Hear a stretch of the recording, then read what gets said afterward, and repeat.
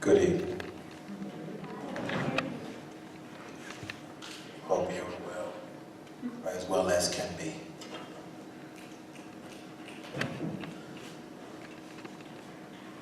I'm going to share, if I can. Can I share?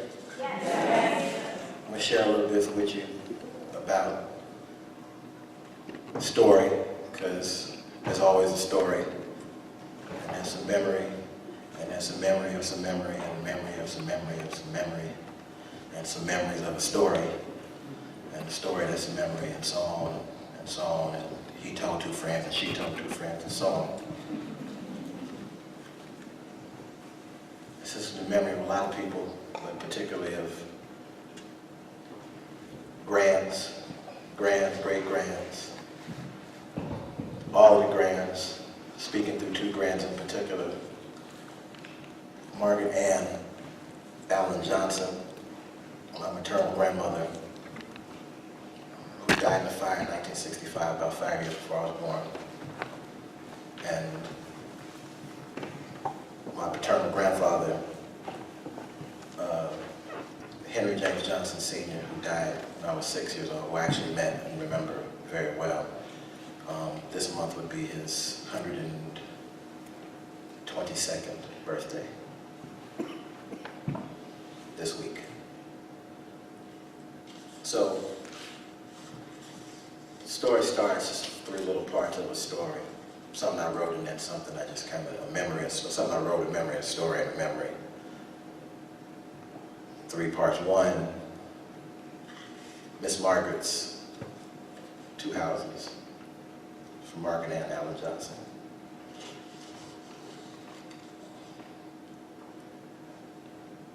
Daddy say his mama say, Cuda. Cuda was my granddaddy's nickname. Cuda Brava. Cuda's a good provider. Cuda's a good provider, but he don't know how to oil.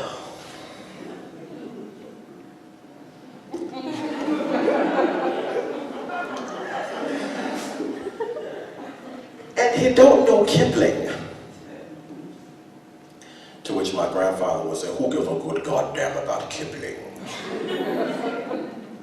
She had a teach-in plan long before there was an adjunct in her subject area at Mount Holyoke. But there was more oiling to do and more babies to have, and so she grumbled under breath and around teeth and cried to herself as she was taught. 2 houses was a charm, it seems, or at least did the trick. Grown babies again crying to themselves about it, drinking away a few decades, speaking in pretty parables and recycled anecdotes to explain away unexplainable pains. I was told in passing by someone, a cousin, who was too young to have been there and wasn't supposed to know in any instance, but summer vacationers upstairs in stanky bunk beds eating Pizza Hut and Pepsi hear things in late night grown folk chop session stuff that they ain't supposed to know. Like, I think that she set the first one. They found the can and some of the other stuff by the side of the house. She made sure that no one was there. No one knew he'd gotten home early. She'd gotten out safely, but she ran back in. Anybody could have seen that coming from how she was acting. I could ask people questions if I really wanted to know, but I don't know if I do. And so much of it is stuck where they are in the last photos, and that's where they have been, and I've been okay with that for a while. It's much, much more complicated than I've ever wanted to admit, and an interesting idea and art and so on and so forth at his face, until I think of my dad with his eyes low and searching and preparing to couch it all in great meaning as he does, because that's how he swallows his hurt. And I know that I could not handle the truth.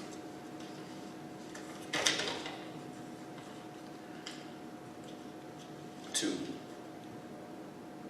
Like I said, there's always a story, and stories about my father that my dad has, and I remember, and there's a way to see these stories, and I see these stories, and it's weird, I see these stories in color in ways because I had the actual memories, and the pictures of my grandmother were black and white, so they're hazy, but there's a way that some of those stories are soft because they're in color, and I think because they're in black and white, and they're not the hammer that I experienced for some time. But there's one story that happened in 1958, it's a very short story. My father was, I guess, in his second year of college after the Army in West Virginia State College, and he got a call to go to Chicago from my late aunt. There was some trouble. Uncle came home drunk, waving a pistol, and she stabbed him. And as she stabbed him, he shot a hole in the ceiling of their apartment. So she was dealing with some things around that and called my father, who was all of, at that time, I guess, 23 years old, to come to Chicago on the Greyhound to help her because my grandfather would have killed my uncle, who is now 90 years old. So I guess he has my dad to thank for that.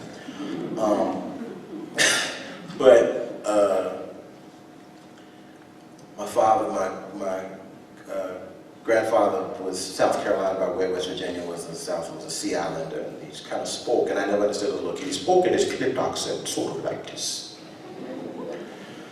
He says to my father, he says, "Where you going, boy?" He says, "I'm going to Chicago for a minute, Dad." "Why? Why you going to Chicago? It's the middle of the semester. Why you going to Chicago?" I said, "Dad, I got to take care of some business. I really can't talk about it." "You can't talk about it? You can't talk to your daddy about it? Why? If you can't talk about it, then you don't have to go." "I don't think you have to go." "Yes, I do, Daddy. I got to go take care of this." "You're going on the Greyhound to Chicago in the middle of the semester. I don't believe you. I don't think you know what you're talking about. You need to talk to me about this. You don't really have to go. You don't really have to go. This can't be that important." "Yes, I do, Dad. I have to go." "You don't have to go." "Yes, I do." "No, you don't." "Yes, I do." "I can tell you, I know you don't have to go. I can tell you right now how I know you don't have to go." "Dad, how do you know that I don't have to go?" "Well, have you been subpoenaed?" "No." "Well, then you don't have to go." I don't want my son getting no trouble with no goddamn weed monkey up in the city. My grandfather used to send money to the Universal Negro Improvement Association, Marcus Garvey's organization, and I only realized, I thought about that really hard recently, that that was dangerous shit to attach your name to and sent through the mail from the South in 1921. And my dad said that the old men who were around him used to tell him, "Don't be a Marcus Godfrey," which meant don't be a damn fool. It was code. And Grandpa used to ask me to count. He worked I guess it was part of it, I always like to think about it. He worked and he was a miner for 40 years. And he worked as a track layer in a section called 7 Left. If you've seen a film called Mate One, he worked not far from where that massacre happened. And he used to ask me to count in Spanish. "Juba, count to 7 in Spanish." I'm like, "Why would he want me to count to 7? But part of his thing was like watching me count to 7 in Spanish, and then my cousin Tracy, Mama Cat, who came out like not long after I did, smacked me upside the head because she was about a head taller than me. We used to fight in the yard when 5 or 6 years old, and she would tickle him to death. "Come and count to 7. Oh, come over here and fight, Mama Cat." 1, 2, 3, 4, 5, 6, 7, 7, 7, 7, 7, 7, 3. Magic Johnson for the Magic Johnsons. He keeps the wand zippered until just the right time, the precise moment. Surprise and attendant shock values being integral to the success of the performance. Rice boiled to a perfect al dente, butter and syrup running over bubble-top scorched earth trampolines, up and over Belgian Congolese ego compartmentalization, salty, sweet oleosaccharic coagulation in Tuesday morning TV spots, a crispy coating delicately locking in deep-fried pepper-flecked anger, subconsciously rubbed into 3,744 company store-bought chickens, desperately needed into virally atrophied growth centers near closing on Nabi-Need, Mississippi girls sent home to die with their mamas. I guess I'm better off today. I'm hipster enough to be annoyed at the irony. Tag, you're it, run, hop along, run. AZ May is turning shades of pale, weaving across Chicago's Central Park Boulevard traffic to scoop a red rag bologna loaf from a gutter corner stop that was constructed, it seems, especially for her brothers to stand on. It's a miracle on Ogden meeting the $1.35 an hour Spiegelman 10 years earlier and 8 years too late, all in the same wormholing moment of a last poetic time-space rip in the fabric, a pattern mastering of checkerboard and purple fleur-de-lis sewn into boobas, geles, and dashikis. Proto-Negro peering through tiny horn rims, stomach rumbling around 11:30, contemplating the contradict of allowing ComEd and People's Gas Men into our ancient African storefront. Scraping clean the paper plate of curry, sugar, salt, and starches necessary to survive these 6 months middle with no end that predicated diabetic and high blood pressure futures. Blood is now thinner than water. You've been soaking in it, girl. Rib bones float through a hot sauce cloud down to the ocean floor. A moment of truth above deck finds him frozen and indecisive, contemplating the quiet overness in that wet blue darkness waiting to consume the home team. Pulling up for a jumper, his feet fail that problematic big toe that landed on one of the disabled lists last season.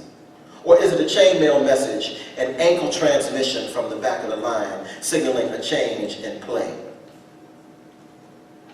He can make 3,001 things from a yam. He can compress peanuts into phonograph needles. He can make boogers talk. He can last your last shoes while spitting up chunks of lung and defy gravity's laws with the help of willows and oak trees. Breathe new air through peach pits, memorize the lay of a town without pity for his folk, teach the Shakers his Promethean recipes for curling Sankofa and Gina May Eliff's out of hot iron in any or all under one of those Anheuser-Busch-sponsored minutes that got him through the 1980s. Transfused by C. Drew's blood memorizations and the knowledge that he ain't supposed to die a natural death, and that despite overwhelming evidence to the contrary, it's going to be all